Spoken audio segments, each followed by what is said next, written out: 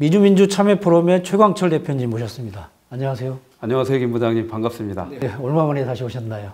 예, 6개월 만에 다시 왔습니다. 네. 예. 그동안 또 뭐 많은 일들이 진행된 것 같습니다.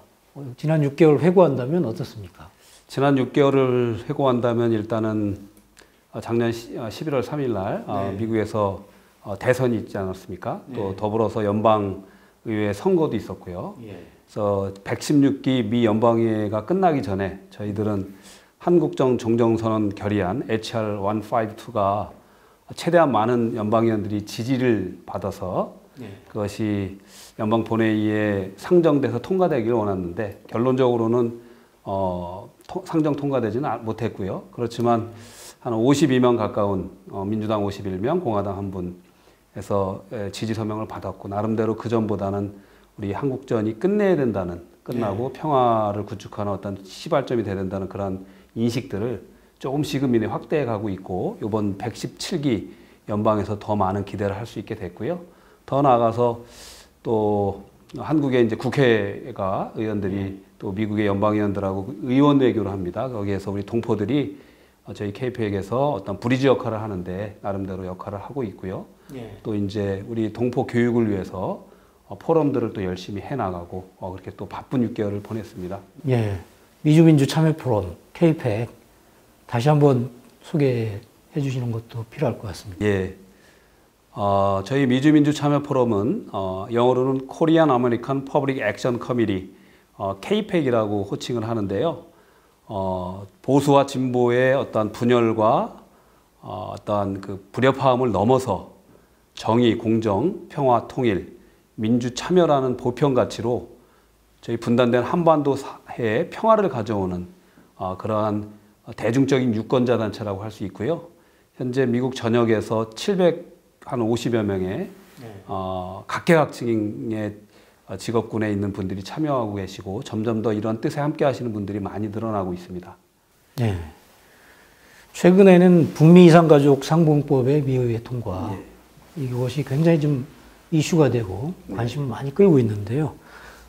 북미 이산가족 지금 현재 생존하시는 분들이 얼마나 되는지 그 통계가 있나요?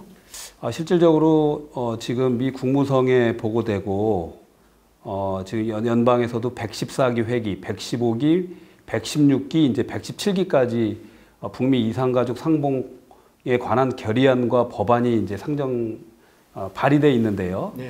실제로 이 추산은 2001년 기준으로 미 적십자가 이제 추정한 10만 명의 이제 추정인데 그거는 그 당시에 한국에서의 이산가족의 어떤 그 숫자들을 인구 대비해서 추론한 이제 숫자라서 사실 정확하다고는 볼 수는 사실은 없습니다.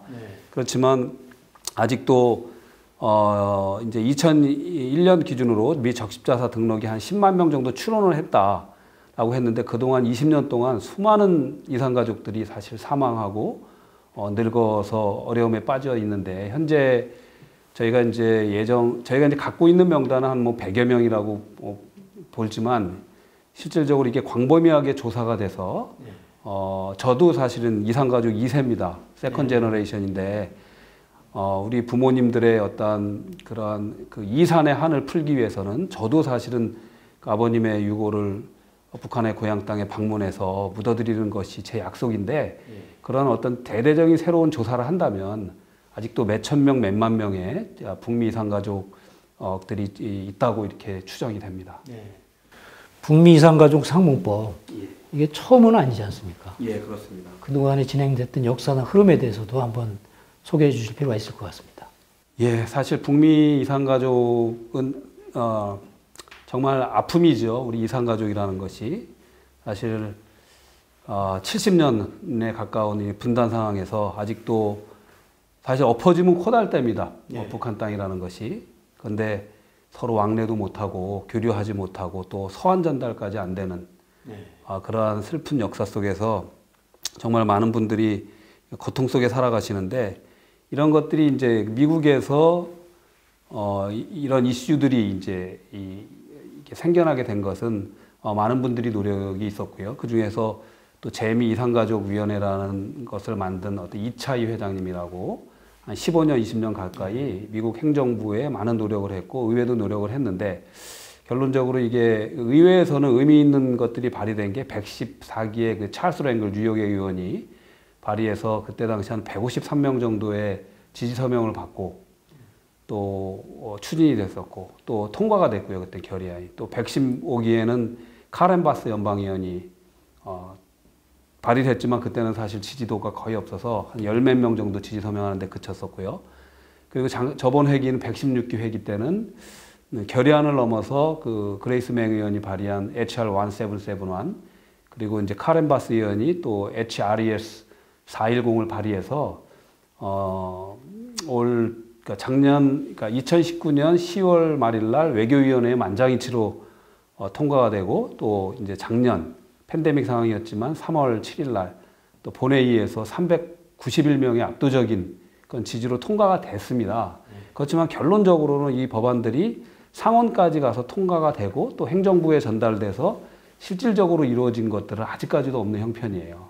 그래서 이번 117기 의회에서 얼마 전 2월 4일 날 똑같이 그레이스 맹 의원께서 발의를 했고요. 현재 22명이 이 지지 서명을 하고 있습니다. 그래서 저희는 보다 이것이 이루어지게 하려면 행정부가 이걸 좀 더 정말 긴급하고 어떠한 신속하게 이거를 위해서 북한과의 대화를 시작해야 된다. 이거는 긴급한 인권과 인도주의적인 문제이거든요. 네. 그러기 위해서는 보다 많은 연방의원들, 435명의 하원의원과 100명의 상원의원 모두가 이런 정말 말도 안 되는 문제들이 아직도 해결되고 있지 않다는 그 인식을 광범위하게 우리가 그 공유를 해야 될 필요가 있어서 저희가 나름대로는 지금 이거를 위한 지금 노력을 하고 있는 것입니다. 예, 그러면 조금 설명을 하셨는데요. 네. 어떤 노력이 어떻게 진행되고 있는지 소개가 필요합니다. 일단은 아까 이제 역사를 잠깐 좀 말씀을 드렸잖아요. 네. 사실은 어쨌든 어떤 그 법안이 통과되면 이걸 행정부에서 받아서 특히 이제 국무부에서 받아야 되겠죠. 네. 그래서 이제 상대방이 있으니까 이걸 북한 측과 협의를 나가야 됩니다. 그런데 이제 이것을 강제하는 좀 이 파워를 받으려면 정치 행위를 하려면 네. 특히 이제 미국 같은 경우는 국무부나 국방부나 뭐 재무부도 외교적인 파워가 상당하지만 또 의회도 연방의회도 또 어떤 이 외교적인 파워들이 굉장히 상당하거든요. 네. 그래서 연방의회를 통해서 우리 그러니까 유권자들이 미국에 사는 250만 코리안 아메리칸의 목소리를 전달해서 이 이슈가 정말 다급하고 긴급히 해결해야 할 인권의 이슈고 인도주의적인 이슈다라는 것들을 지금 서한을 보내고 있습니다. 네. 그래서 지금 현재 미 연방의원들은 대개는 각 자기 지역을 대표를 하거든요. 하원을 기준으로 하면은 인구를 기준으로 435개의 이제 지역구가 있는 거예요. 각 주별로 이제 그래서 연방의원 수가 틀린데, 근데 이러한 서한들을 아무나 이렇게 받지는 않고 그 지역에 사는 유권자들, 컨스티튜언트라 그랬죠.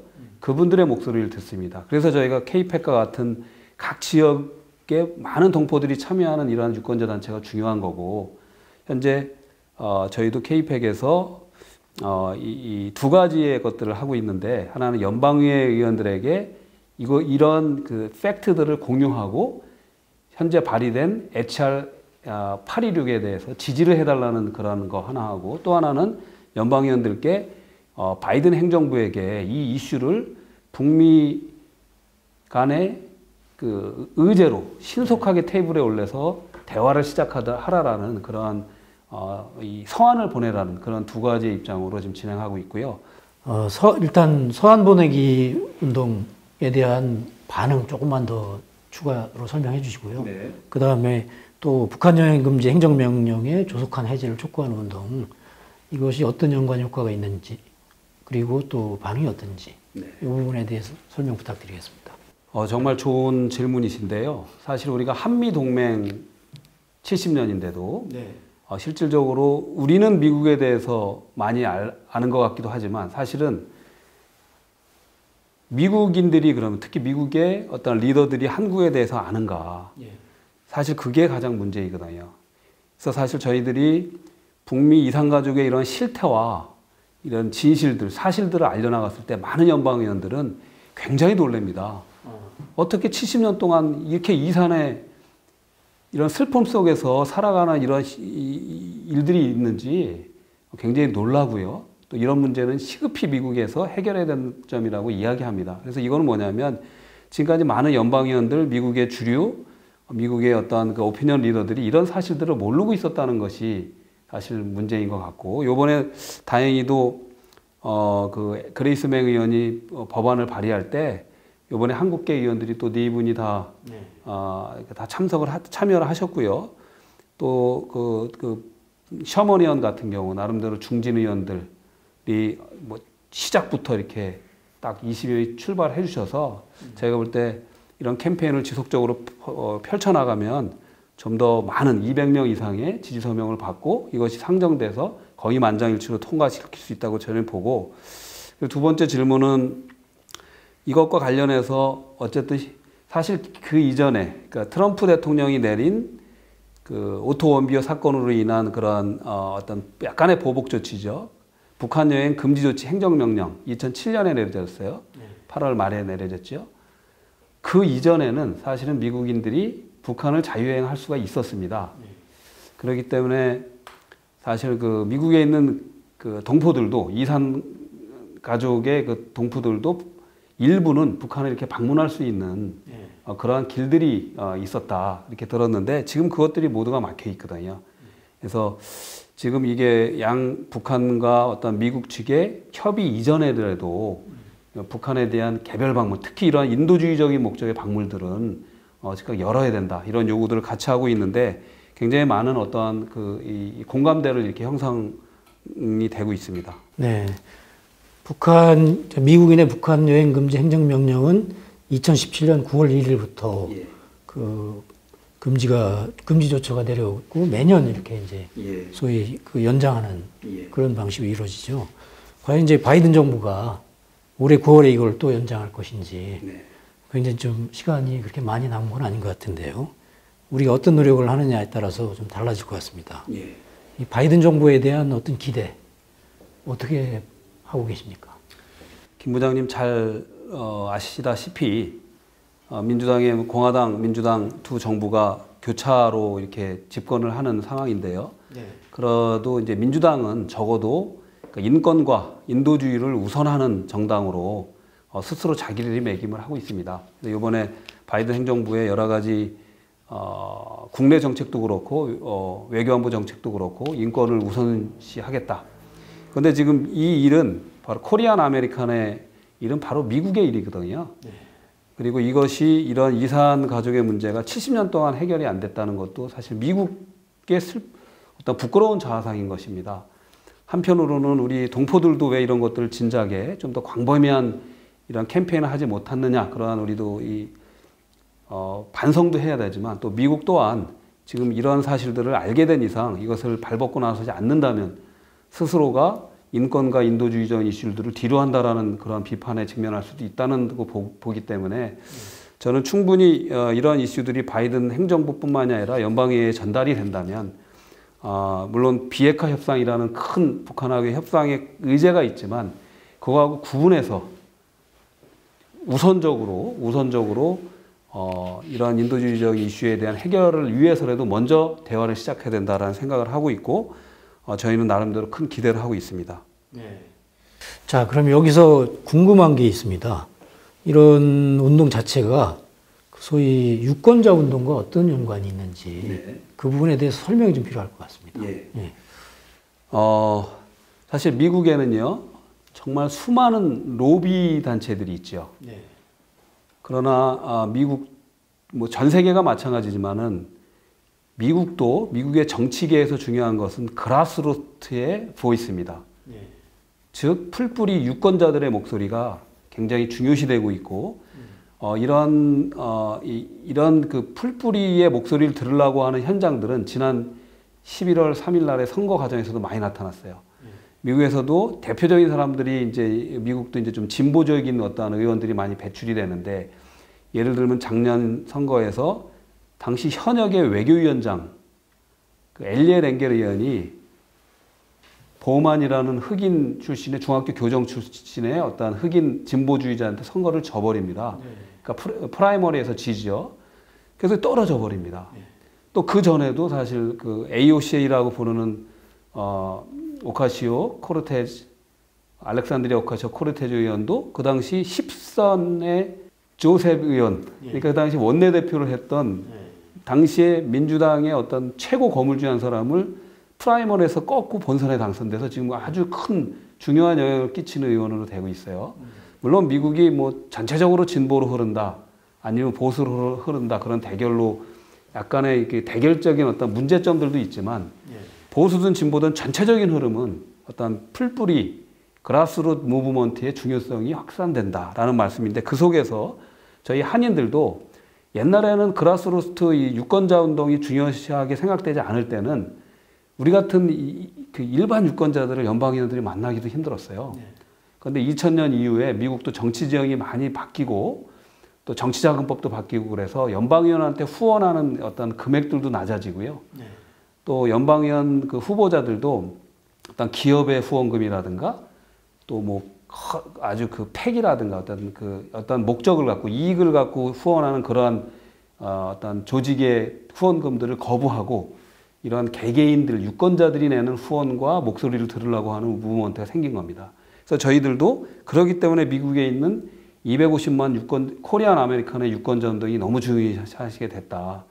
또 이런 운동의 대표적인 사례는 잘 아시다시피 이제 유대인들의 에이펙 그 이스라엘 공공정책위원회라는 30만 명 가까이 되는 회원의 그런 그라스루트 그 유권자의 목소리로 이스라엘의 평화 정책을 지지시키는 그런 것들이 대표적인 사례라고 보겠습니다.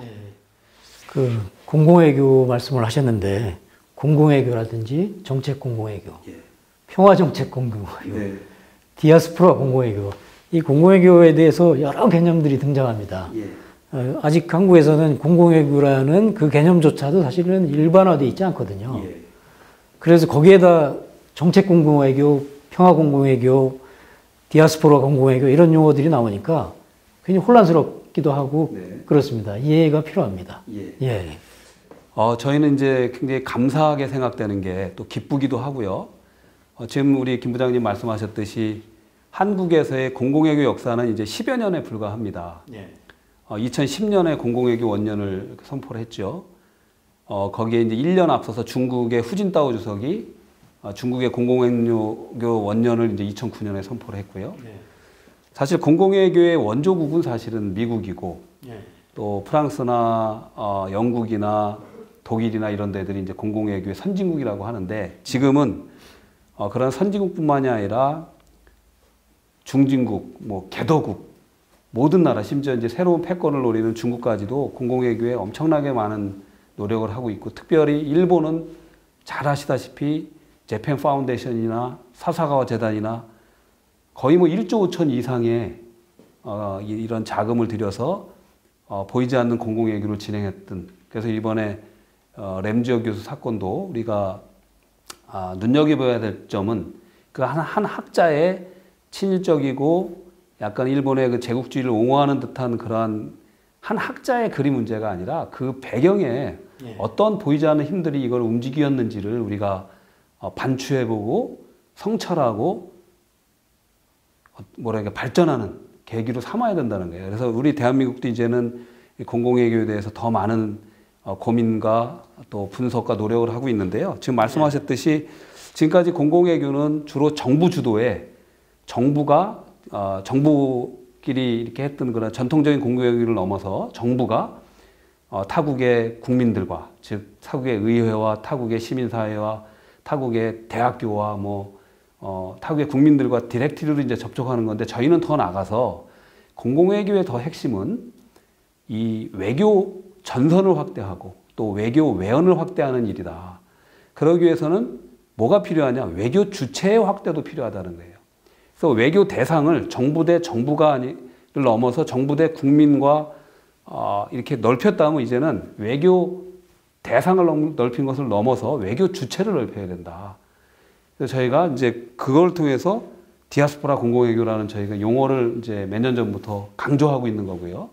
그 의미는 우리나라 이제 외교관님들 정말 수고 많으시죠. 정말 고생 많이 하시고 각국에 나가서 야전사령관으로서 우리 대한민국의 이미지를 개선하고 또 대한민국의 정책을 설명하고 또 동포들을 또 보살피고 노력이 많으십니다. 그렇지만 지금과 같은 이제 그 새로운 과학기술 혁명의 시대, 정치 혁명의 시대, 국제관계 혁명의 시대에서는 그 외교관님들을 넘어서 또 전 세계 한국으로 따지면 750만 동포들이 주체가 될 수 있는 그런 외교주체 확대의 노력이 필요하다라는데 그 중에서 특별히 아까 말씀하신 평화정책 공공외교에서 지금까지 잠깐 뭐 설명을 드리면 공공외교의 분류를 봤을 때는 저는 4가지로 분류를 하는데요. 하나는 일반적인 인적인 교류입니다. 김 부장님 해외여행 가시죠? 또 많은 한국인들 해외여행 떠나죠? 또 뭐 해외에서도 한국으로 많이 들어옵니다. 또 출장도 가시죠? 그러면서 일반적인 접촉을 통한 그 인적 교류를 통해서 우리 이미지가 어떻게 변해가는가. 근데 이제 보통은 이제 3가지로 분류하는데 문화 공공외교, 지식 공공외교, 정책 공공외교다. 그 나머지는 제가 차차 하더라도 특히 정책 공공외교를 지금까지는 거의 이제 이 외교관이라든가 특히 이제 정책을 담당하는 외교관들이요.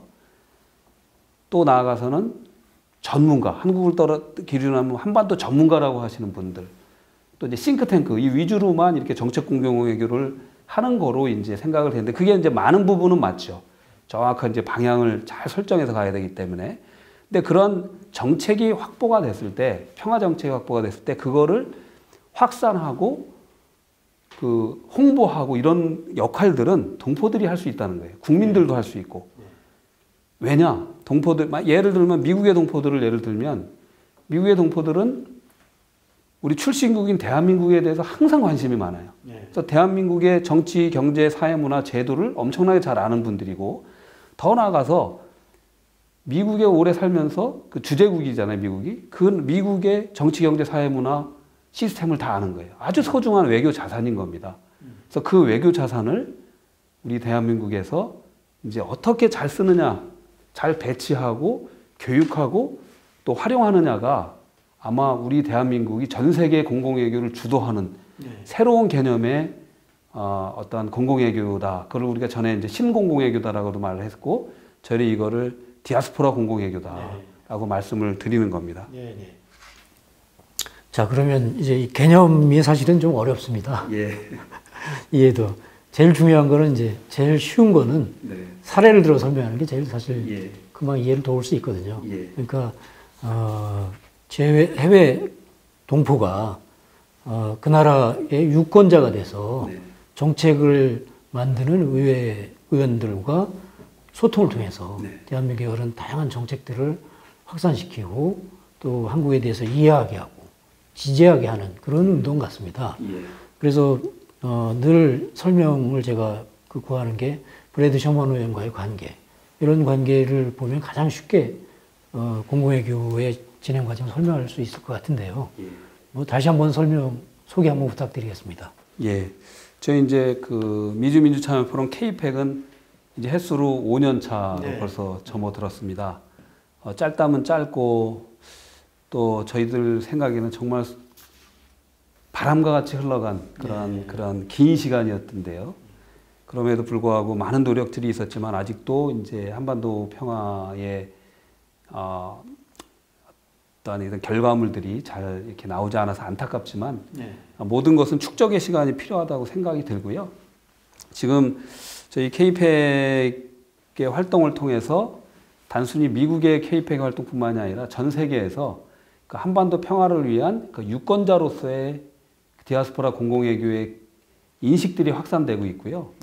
영국, 브라질 또 많은 세계의 나라에서 예를 들면 브라질 같은 경우는 브라질의 평통회장님께서 브라질의 연방위원들을 열몇 분을 모이셔서 한반도 종전선언에 대한 지지 서명을 받아내고 또 영국도 영국 하원의원들을 지금 미팅을 잡아나가고 있고 또 뭐 캐나다도 마찬가지고요. 점점 이런 것들에 대한 인식이 공유되면서 해외 동포들이 이제 움직이고 있는데요.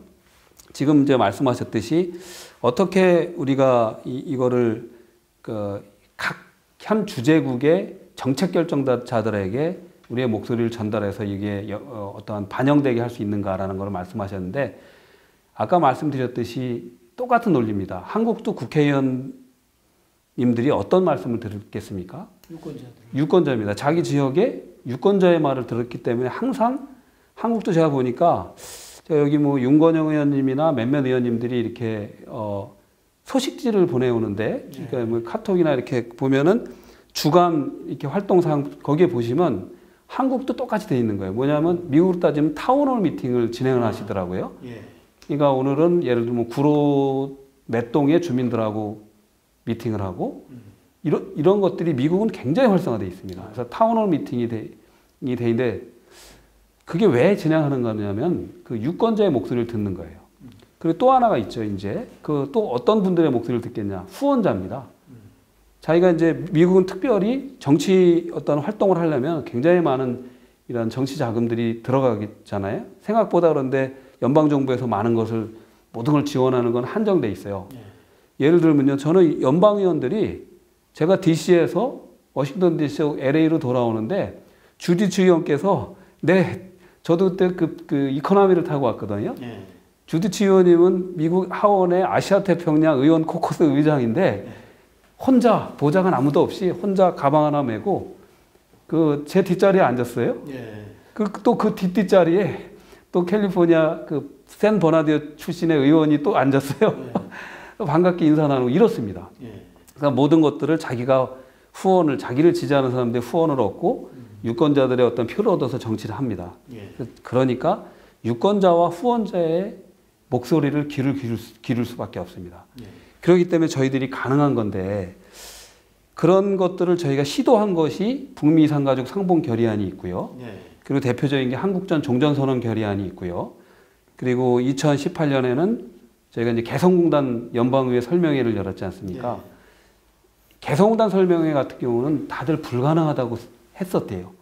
그런데 저희들이 있는 대로 저희의 목소리들을 진실을 전달하고 또 우리의 요구를 전달하니까 연방의원님들은 얘기를 듣더라는 거예요. 그것이 이제 유권자이자 후원자였기 때문에 그렇습니다. 가능했다는 것이죠. 그래서 셔먼 의원이 그 개성공단 연방의회 설명회를 열어주신 거예요. 그래서 앤디 김 의원 참여하고 주디츠 의원도 참여하고 많은 연방 정책보좌관들이 참여를 했죠. 그리고 그 이틀 뒤에는 북미 이산가족 상봉 청문회도 열리고요. 그런 한국 관련 청문회들이 열리는 것들은 2007년에 그 일본국 위안부 결의안의 청문회 이후에 거의 뭐 드문 경우였는데 이제 이런 것들이 가능하다는 것을 우리가 그 가능성을 본 겁니다. 이제 시작에 불과하지만 저희 뭐 K-팩뿐만이 아니라 미국에 있는 각 동포들 또 해외에 있는 많은 동포들이 우리가 할 수 있다는 마음으로 우리가 평화를 위한 목소리는 미국의 연방의원들, 해외 각국의 의원들이 길을 열고 목소리를 듣는다. 그래서 목소리를 내야 됩니다. 에스크 하지 않으면 절대 듣지 않습니다. 그런 면에서 우리 한국의 공공외교 자체도 좀 그 지평을 좀 넓혀야 된다. 우리 정부와 그다음에 지자체와 각종 단체와 국민에서 이제는 우리 해외 동포도 공공외교의 주체를 참여시켜서 같이 서로 소통하고 힘을 모아 가야 된다. 이런 생각이 드는데요. 조국의 대한민국이 무엇을 해줬으면 좋겠는지 그분도 한 말씀 해주시죠. 저는 우리 대한민국 조국에 말씀드리기 전에 일단 750만 해외 동포들한테 말씀드리고 싶은 내용이 있습니다. 우리가 조국에 무엇을 바라지 말고 조국을 위해서 무엇을 할 건가를 생각한다면 정말 값지지 않을까. 그래서 저는 어떨 때는 조국을 위해서 국적을 바꿔라라는 얘기를 해요. 국적을 포기하라. 왜 그러냐면 아까 같은 말씀입니다. 제가 만약에 영국에 살고 있다, 미국에 살고 있다. 제가 투표권이 없고 유권자가 아니면 그 나라의 정책 결정자들이, 정치인들이 우리의 목소리를 듣겠습니까? 그래서 그 나라에서 유권자가 되고 후원자가 되고 더 나아가서는 거기에 정치인도 되고 그 사회의 어떤 그 유력한 주류사회의 리더가 되라는 거예요. 나는 그 말씀을 동포들한테 드리고 싶고요. 그래서 오히려 우리 조국의 한반도의 평화의 가치들을 그 나라에 설명해 나가고 한반도 평화가 각국에 얼마나 큰 이익과 이런 그 이익과 어떤 부합하는지, 헌법 가치에 부합하는지를 설명해 나가라는 거고요. 또 이제 지금 질문하셨듯이 우리는 내 조국 대한민국에 바라고 싶은 것은, 또 우리 국민들에게 바라고 싶은 것은요, 해외 동포는 결코 내가 잘 먹고 잘 살라고 내 조국을 떠나서 해외에서 살아가는 사람들이 아닙니다. 동포들은 아까 말씀드렸듯이 주재국과 출신국의 많은 부분을 알고 있는 소중한 외교 자산이에요. 우리가 이 설명을 잠깐 드리면, 옛날에는 저희가 정말 예를 들면 우리 대학 때 우리 과 위주, 뭐 우리 대학임을 우리만 알았어요. 우리 그러니까 서울에 예를 들면은 뭐 본교 있다, 지방에 분교 있다 그러면 거기가 같은 대학으로 생각을 안 했죠. 근데 지금은 어떻게 됩니까? 동문회를 할 때 대학원도 다 동문이에요. 심지어 뭐 사이버 대학도 동문이고요. 그리고 한 달, 두 달 이렇게 프로그램을 이수하신 분들도 다 동문입니다. 또 정치권을 보시지요. 정치권도 지금 화두는 뭐냐? 플러스 정치입니다. 마이너스 정치 하지 말아라. 저희들도 K-팩도 마찬가지입니다. 나하고 생각만 같고, 나하고 뭐 이념이 같고, 출신이 같고, 이런 사람들로만 모이는 것은 아무런 영향력이 없어요. 외연의 확대라는 것은 나랑 생각이 다른 사람들하고도 공통점을 찾아서 함께 하는 거예요. 그것이 플러스 정치거든요. 그것이 해외 다 마찬가지. 아까 공공외교를 다시 말씀드리면, 공공외교의 핵심은 나하고 공통점이 같은 사람들 찾아서 우리 편으로 만드는 거예요. 우리 한국이 해외 사람들의, 해외 어떤 전 세계 국민들의 마음을 움직인다는 것은 그 사람들이 한국에 진짜 좋은 공통점을 찾아서 마음에 들게 하는 거거든요. 그 마음을 움직인다는 거예요. 그러니까 그 마음을 훔친다. 그랬듯이 우리 조국도 해외 동포들은 소중한 외교 자산이다라는 것을 먼저 인식을 해야 돼요. 거기서 출발이 됩니다. 그러면 물론 해외 동포이기 때문에 좀 부족한 점이 있을 거예요. 그럴 때 저는 조국에 바라고 싶은 것은 해외 동포의 리더들을 키우는데 교육이 필요한 거예요. 특히 차세대들한테 많은 교육의 프로그램들을 제시해 주는 거 중요하고요. 또 차세대뿐만이 아니라 동포사회 리더들을 이런 평화의 교육, 또 민주주의의 교육, 또 우리 조국에 대한 교육들을 해나가야 되는데, 이런 것들을 이스라엘이 너무나 잘하는 거예요. 또 뭐 많은 잘하는 나라들이 있어요. 그래서 저는 그렇게 말하고 싶다. 즉, 해외 동포는 조국에 손을 내밀지 말아라. 내가 조국을 위해서 뭘 받으려고 생각하지 말고 뭐를 할 건가. 특별히 우리 조국은 전 세계에서 유일하게 분단돼서 그 분단에 왜곡된 질곡에 살아가는 나라예요. 이걸 해결하는 거는 지금도 남과 북이 이 문제를 해결하지 못하고 있지 않습니까? 남과 북이 가장 중요하지만, 그렇지만 특히 북한이 어떤 핵을 개발한 이후에는 북핵의 문제로 이 한반도 이슈가 미국의 이슈가 돼버리고 유엔의 이슈가 돼버려가지고 이제 전 세계가 같이 엮여버렸어요. 그래서 전 세계 각국들이 우리 한반도 평화를 위해서 동의해주는 그런 절차들이 필요할 때, 지금 더 이 시점이 해외 동포의 역할이 굉장히 중요하다. 이런 말씀을 제가 힘주어서 말씀드리고 싶습니다. 예. 조금 강론 이제 아쉬워서 제가 하나 더 보탠다면, 한국의 이제 저출산 문제, 고령화 문제 굉장히 심각하고 또 엄청난 예산을 쏟아붓고 있는데 또 진전이 안 돼서 굉장히 애를 타고 있는데요. 사실 여기서 이제 해외 아주 우수한 인적 자산들, 그 부분들을 흡수하고 또 연대하는데 제일 중요한 게 이중국적의 완화. 그렇습니다. 이 문제가 있습니다, 사실은. 그 문제에 대해서도 해외에서도 운동도 하고 이러는 것 같은데요. 그렇습니다. 물론 이제 뭐 군 기피라든지 뭐 여러 가지 민감한 문제가 있긴 하지만 이걸 굉장히 지혜롭게 풀어야 되지 않느냐, 이런 생각이 듭니다. 전적으로 동의하고요. 오늘 인터뷰 시간이 짧아서 제가 그 부분까지는 언급을 못 드렸는데, 만약 우리 영상을 한국의 그 리더들께서, 지도자들께서 보신다면 신속하게 그 이중 국적의 문제, 복수 국적의 문제를 고려해야 됩니다.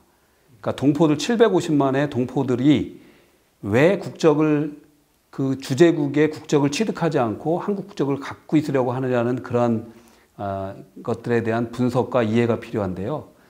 지금 전 세계 주로 선진국들은 복수 국적을 거의 허용합니다.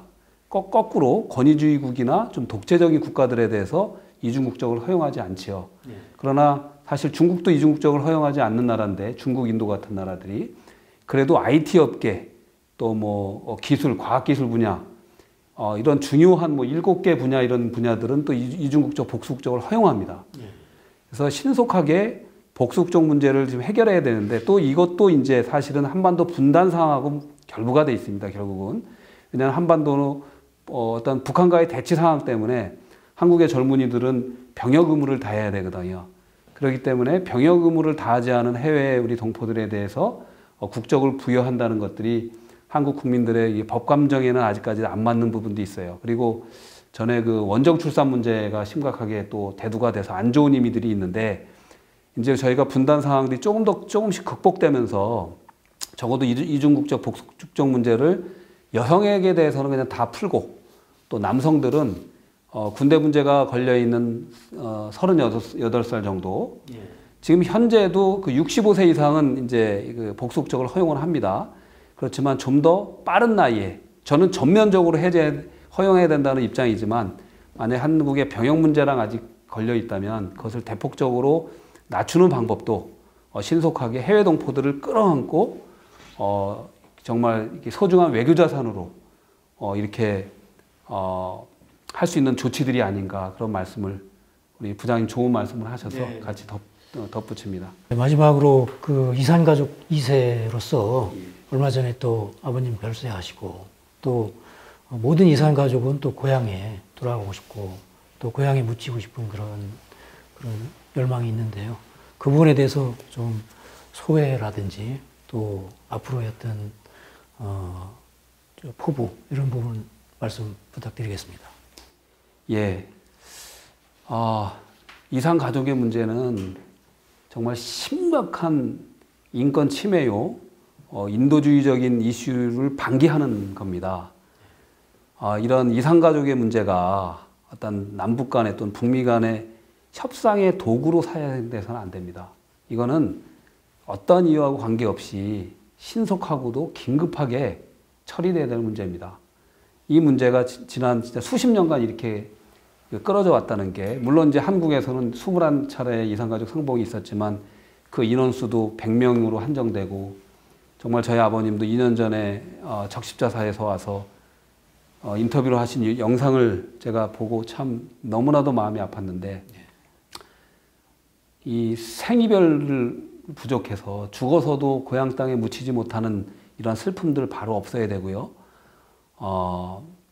특히 미국의 지도자들 또 여기 미국의 대사관에서 이걸 보신다면 이산가족의 문제, 비핵화의 문제, 핵협상과 별개로 바로 북한하고 이 문제를 갖고 머리를 맞대고 해결해야 된다. 여기에 또 남북미 당국자들이 같이 머리를 맞대서 이런 인권과 인도주의 문제들이 바로 해소될 수 있도록 해주셨으면 좋겠고요. 저는 개인적으로도 아버님한테 약속을 드렸어요.